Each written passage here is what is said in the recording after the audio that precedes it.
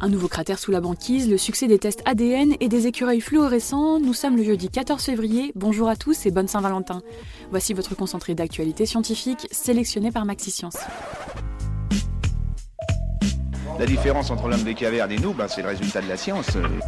Et ce n'est pas une opinion, c'est de la science. Notre monde n'est pas si moche.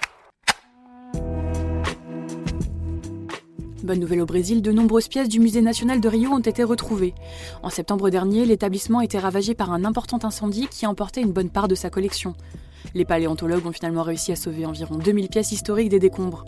Avant la catastrophe, le musée contenait 20 millions de pièces. L'épidémie de grippe continue de progresser en France. 12 000 personnes se sont présentées aux urgences et 1800 ont été hospitalisées cette année. L'agence Santé publique France annonce d'ailleurs que le pire est à venir. Le pic de contamination devrait arriver très prochainement. C'est la grande tendance aux États-Unis, analyser son génome grâce à un test ADN. Les kits sont interdits en France, mais ont conquis nos voisins outre-Atlantique. D'après une récente publication scientifique, plus de 26 millions de personnes ont acheté un test en vente libre en 2013. Coût total du kit, 59 €. Les femmes simulent 2 fois plus qu'il y a 20 ans, c'est ce qu'affirme un rapport Ipsos pour Online Séduction. Contrairement à une idée reçue, ce n'est pas une exclusivité féminine, puisque 42% des hommes interrogés ont répondu qu'il leur était aussi arrivé de simuler dans leur vie. Super, j'adore. Alors écoute-moi bien, je vais essayer d'être clair avec toi. Ouais, génial. Surprise sous la glace au Groenland, la NASA a découvert un deuxième cratère d'impact de météorites. Sous 2 km de banquise, les scientifiques ont identifié un cratère de plus de 36 km de diamètre, à une centaine de kilomètres d'un premier découvert en novembre.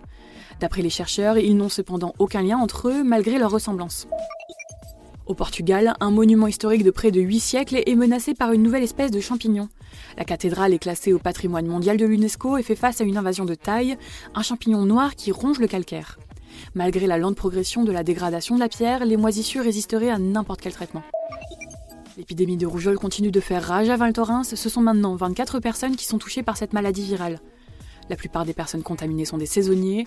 Alors que le nombre de vaccinations contre la rougeole baisse, le nombre de contaminations a augmenté de manière importante en France depuis novembre 2017. Le Polatouche, une espèce volante d'écureuil vivant essentiellement en Amérique, a livré un drôle de secret.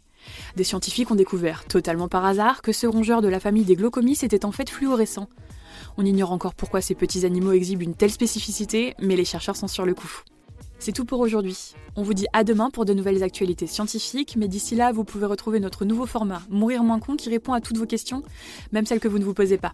À retrouver dès maintenant sur les applications Deezer, Spotify et Apple Podcast. Voilà. Il ne reste plus qu'à vous remercier de votre attention. Au revoir.